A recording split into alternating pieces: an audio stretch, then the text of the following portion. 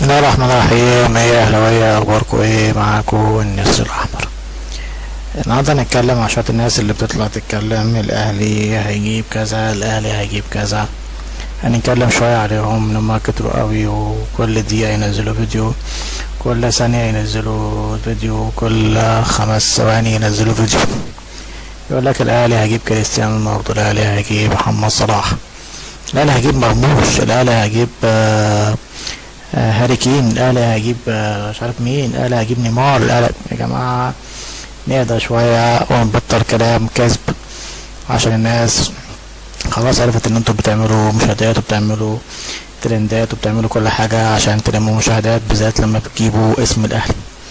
فنهدى على بعض شويه كده وما نجيبش سيره الاهلي. الاهلي احنا كجمهور الاهلي ما بنصدقش اي حد الا لما نشوف اللاعب بيتصور مع مدير العقاب بتاعتنا وينزل الملعب يتصور الصور بتاعته. فانا ممكن دلوقتي اقول لك 100,000 واحد الاهلي هيجيبهم، وفي الاخر لو الاهلي جاب لاعب اقول لك يا جماعه عشان قلت لكم ان الاهلي جاب كذا كذا كذا كذا كذا. احنا خلاص فهمنا الموضوع ده، فبطلوا كلام كتير عشان خاطر احنا مش هنصدق حد. ومن احترامي لكل الناس اللي بتتكلم، انت جبت المعلومه منين؟ مين اللي قالك؟ مين اللي صرح؟ مين اللي عمل؟ فما عشان خاطر بس تطلع كل شويه في القناه بتاعتك تقول، عشان بس تطلع في القناه بتاعتك تقول الاهلي هيجيب، الاهلي هيعمل، الاهلي جاب، الاهلي مضى، الاهلي جاب ميسي، الاهلي جاب كريستيانو، الاهلي جاب محمد صلاح، الاهلي جاب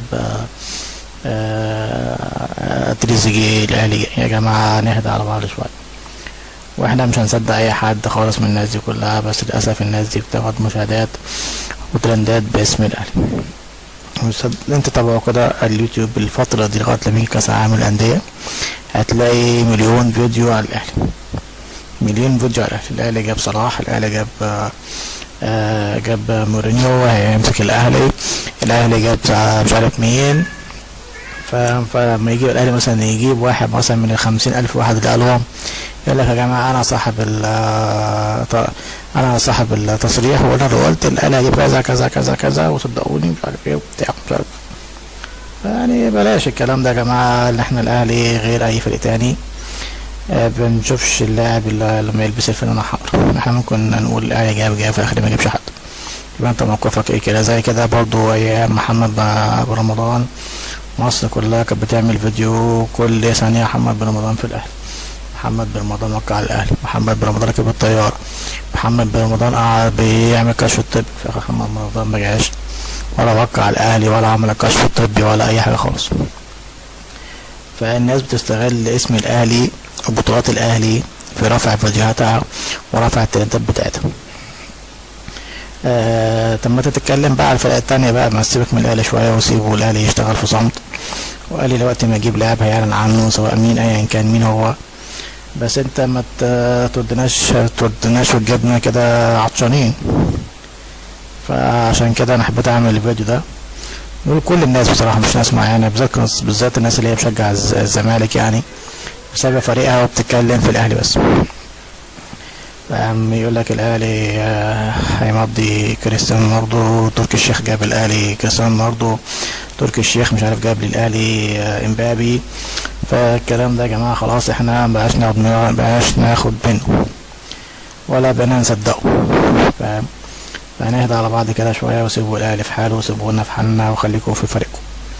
ده كان فيديو صغير جدا جدا عن الموضوع ده. الموضوع ده فعلا مضايقني جدا. انا كل ما افتح اليوتيوب الاقي نفس الشخص نفس الشخصيه ايا كان مين هو، مش هنذكر اسامي، يقول لك الاهلي جاب كريستيانو، الاهلي هيخلص في صلاح، الاهلي هيخلص في تريزيجيه، الاهلي هيخلص مش عارف مين. نفس الشخصيات والله، هي تبقى هي بس بيخلي كل اسم لاعب في فيديو عشان الناس تخش وتشوف.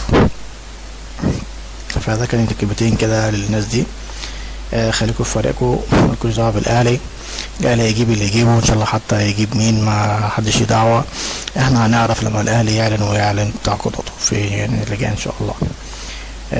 فده كان فيديو صغير. فعل الجرس في القناه والدنيا. السلام عليكم ورحمه الله وبركاته.